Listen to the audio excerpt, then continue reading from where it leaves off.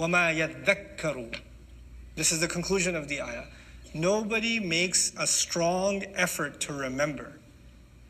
This is not something that you just learn one time and it stays with you. You actually have to continuously put an effort to remember. Nobody makes an effort to remember this teaching. إِلَّا أُولُو الْأَلْبَابِ. Nobody makes that effort except the people of the soundest minds. And so I'll say 2 comments about sound minds because we have 20 minutes before Salah. This should take me 5 minutes and we're done for the day. Al-lub. Lub in the Arabic language means the essence of something, the core of something, okay? The heart of something. You know how in English literature you say, what's the heart of the matter? You know, or what's the essence of what you're saying? You know, get to the point of something. Similarly, those of you that speak Urdu, baat ka lubbe lubab kya hai? It comes from the same Arabic origin, lub. The word labib in Arabic is used for a wise person, a smart person, a person who can take a hint. Inna labiba min al-isharati yafhamu. This is the Arabic equivalent for a wise person can take a hint. You know, that's how they say it in Arabic. What they say in Urdu, akal man ke liye ishara kafi hai. Right? That's labib ke liye ishara kafi. In Urdu, the Arabic, the word used for that is labib. But the original Arabic definition of it is fascinating. Al-lubbu aqlun salihun khalisun min ash-shawaib. Lub is a sound mind that can free itself from vanities. Now let me explain what that means. On the one hand, a mind that is not filled with emotional disturbance. If you're constantly busy entertaining yourself, if you're constantly thinking about what the next meal is going to be, man, I need a burger, and then I need a pizza, and then I need, it's all that's on your mind is some vain, like minuscule thing that preoccupies you. The next gadget occupies you. The next episode of whatever show occupies you, okay? The next season occupies you. The next sporting event occupies you. The next playoffs occupy. That's you go just one vain thing to the next, to the next, to the next, and that is what has taken over your mind. Then you may have a mind, but you don't have a lub. Lub is something that you can free yourself from these distracting thoughts and actually have time to think for yourself. You know, there are people today, when they wake up, they have their phone with them. Text message, Facebook update, Instagram update, tweet, WhatsApp, LOL, you know, emoji this, and video, and a cat playing a piano, and then some, you know, the one thing to another. And you're constantly just connected. And when you're not connected, you're on a, you know, we don't have that problem in Dallas, but you're on a subway in New York City and there's no Wi-Fi and there's no 3G and there's no phone connection. People are like, oh, what am I going to do? And they plug in their headphones and they got to listen to a song and they're sitting there doing dhikr, you know? Because you're almost afraid to be alone with your thoughts.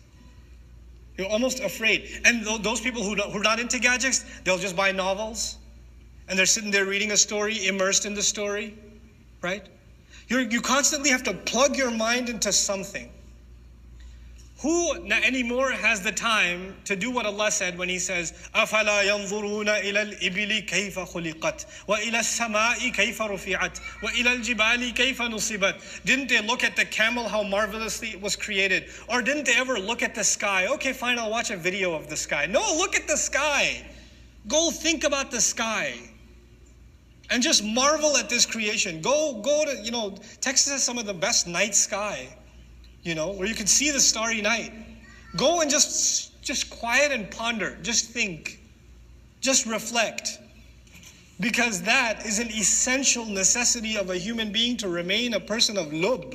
The time to think for yourself, to unplug, to not be around people, to not be chatting about one thing or another, just to be with your thoughts and reflect and ponder. Just that. وَمَا يَذَّكَّرُ إِلَّا أُولُو الْأَلْبَابِ. We no longer have time for that. We don't have time to think about what is it that I'm going to show Allah. I have a few years left here, maybe a month, maybe a year, maybe 10 years. How long do I have left on this planet? I'm going to meet Allah pretty soon, whether I think about it or not.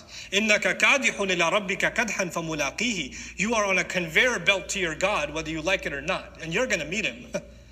You're marching towards your master, whether you like it or not. You can have your head this way, the belt is going that way, buddy. You know, you can close your eyes, you're still moving. You and I are heading to meet Allah. You can ignore it. You can pretend it's not there. You can just start a new show and watch its 50 episodes. You could do that, or you could take a break and say, I'm just going to think. What am I going to do? What is my life going to mean? What good am I leaving behind? What seed have I planted that will turn into 700 and 700 and 700? What khair am I leaving behind? This requires a person to actually seek wisdom, to seek truth, to contemplate and reflect. We don't have time for that anymore. You know, Quran is not just something you can read, it's not just something you can memorize. Allah's complaint in the Quran is not, أَفَلَا يَحْفَظُونَ الْقُرْآنَ. Why don't they memorize the Quran? His complaint in the Quran is, أَفَلَا يَتَدَبَّرُونَ الْقُرْآنَ. Don't they ponder? Don't they reflect? Don't they think deeply about the Quran? Nobody's going to do that for you. I'm trying to help you. I'm trying to help myself do some of that myself. I'm trying to encourage you to do that yourself. You should see myself and others that are trying to teach something from the Quran as a means to a much bigger end. That end is your personal connection with Allah and reflection. Your personal recitation of the Quran and you poring over the Quran, because the ultimate wisdom is Quran. And I would read into this ayah, يُؤْتِ الْحِكْمَةَ مَنْ يَشَاءُ. He gives the ultimate wisdom to whoever He wants. He gives the Quran to whoever He wants. And whoever has that ultimate wisdom has been given no greater good than this book.